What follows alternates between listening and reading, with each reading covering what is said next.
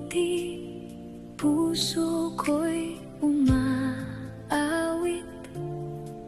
Ang mundo ko'y napuno ng kulay. Maliit mong kamay ang mahigpit kong hawak. Takot kang mawala sa aking tabi. Sa bawat tawag mong nanay, lahat ng pagod ko'y napapalitan ng ngiti. Lumaki kang masayahing bata, laging kasunod sa bawat lakad ko. Kapag ako'y may dalang mabigat, ikaw pa ang unang tutulong.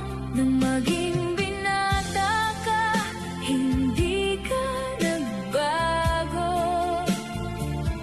Lagi mo pa rin akong inaalalayan.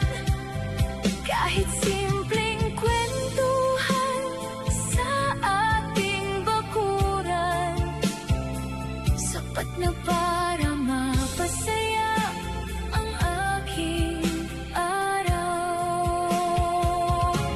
Hanggang sa dumating ang panahong bumuo ka ng sarili mong pamilya. Masaya akong makita kang mabuting asawa at ama, dahil iyon ang pangarap ko para sa'yo. Anak, sana dumalaw ka, hindi na kita makita ng aking mga mata. Ang huli nating pagkikita'y baon ko pa rin. Ngayon ay alaala na lamang ang aking tanaw. Hindi ko kailangan ng anumang regalo. Ang presensya mo lang ang aking hinihintay. Isang yakap, isang kwento, isang tawag nanay, sapat na upang mapawi ang aking pangungulila. Minsan, napapahawa ako sa hangin, parang hinahanap ang iyong kamay.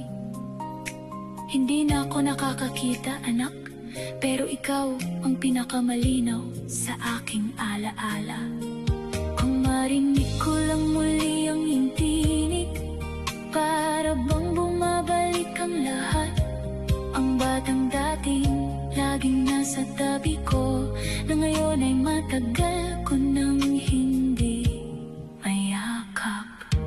Anak, bukas pa rin ang aming tahanan, at bukas pa rin ang puso ng iyong ina. Hindi ako magbibilang ng pagkukulang, dahil ang pagmamahal ko'y hindi nagbabago. Kapag dumating ang araw na muli kang umuwi, hindi ko itatanong kung bakit natagalan. Yayakapin lang kita ng mahigpit at sasabihin, anak, salamat.